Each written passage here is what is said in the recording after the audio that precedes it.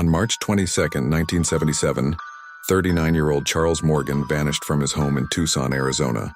He was a well-known escrow agent, quiet, meticulous, and a father of four.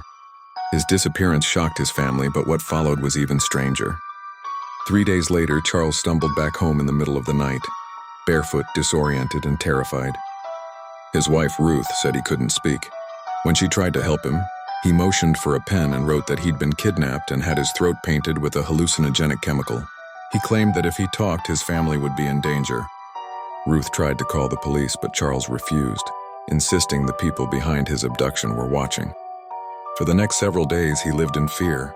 He carried a gun, wore a bulletproof vest, and told his wife he was working with government agents on a secret case involving organized crime. 2 months later, on June 18th, his body was found in the desert west of Tucson, shot once in the back of the head. His own handgun lay beside him. Authorities quickly ruled the death a suicide. But almost nothing about the scene made sense. Charles was wearing his bulletproof vest. A tooth was missing. And in his car, police found a note with cryptic directions, 2 sets of license plates, ammunition, and a map of the area. The most bizarre detail, a $2 bill clipped inside his underwear, marked with strange codes, Spanish names, and Bible verses referencing the coming of judgment. Ruth didn't believe it was suicide. She said her husband had been frightened for weeks and had hinted that he was working with law enforcement to expose money laundering operations tied to both the mob and government officials.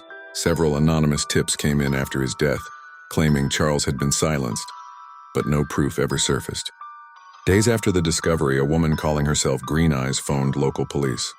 She said she'd met with Charles before his death and that he'd shown her a briefcase filled with documents linking powerful figures to criminal deals.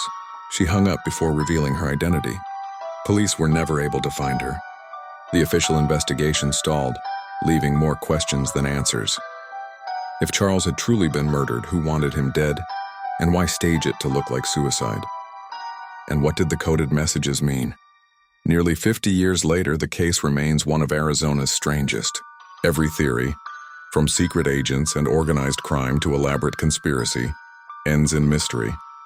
Charles Morgan's story has become a legend of the desert, a man who claimed to know too much, who vanished twice, and whose final words may have been written on a $2 bill that still defies explanation.